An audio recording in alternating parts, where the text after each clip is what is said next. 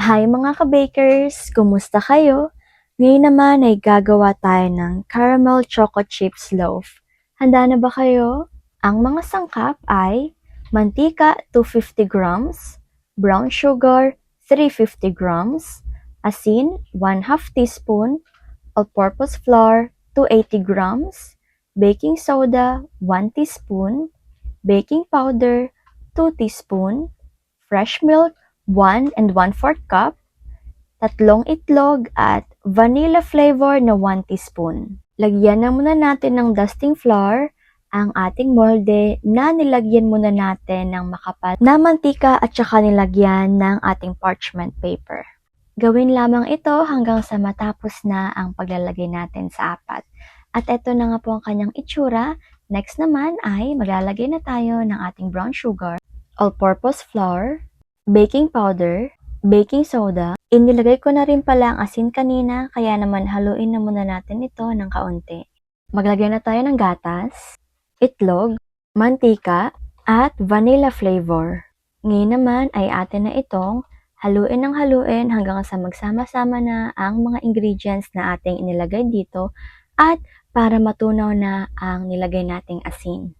Ito na po ang consistency na ating hinahanap. Ayan, wala na po siyang buo-buo at higit po sa lahat ay perfect na po siya.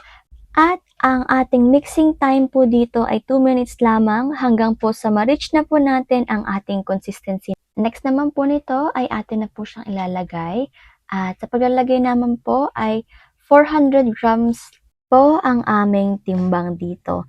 Ngunit nasa inyo na rin naman po yun mga ka-bakers kung gaano po kalaki or karami ang gusto nyong ilagay sa isang cake.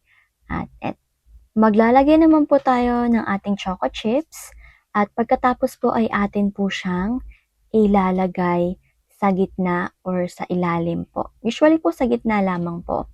At ang next naman po nito ay lalagay po ulit tayo ng choco chips. Kibali dalawang lagay po tayo ng choco chips para po magkaroon din naman po yung gilid, yung gitna at saka po yung dulo ng ating cake.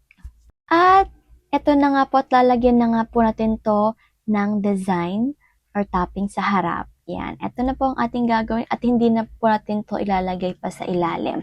At ito na po siya mga ka-bakers. Ready na po ito sa ating oven. Ang oven temperature nga po pala ay 160 to 170 sa taas, 190 to 200 sa baba, at ang baking time ay 30 minutes. After 30 minutes ay eto na po ang ating cake.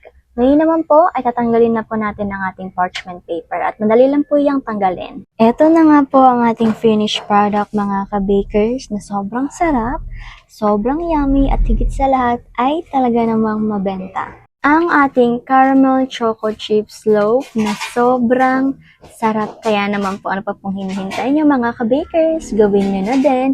Masarap po talaga ito ipang regalo at higit sa lahat ay ipang negosyo.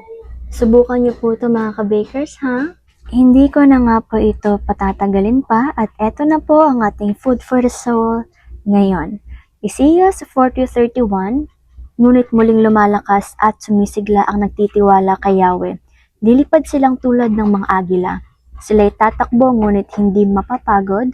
Sila'y lalakad ngunit hindi manghihina.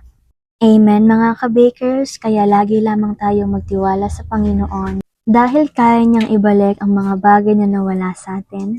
Maghintay lamang tayo sa kanyang perfect timing at right timing dahil walang imposible sa ating Panginoon. Kaya naman hanggang dito na nga lang po muna ako.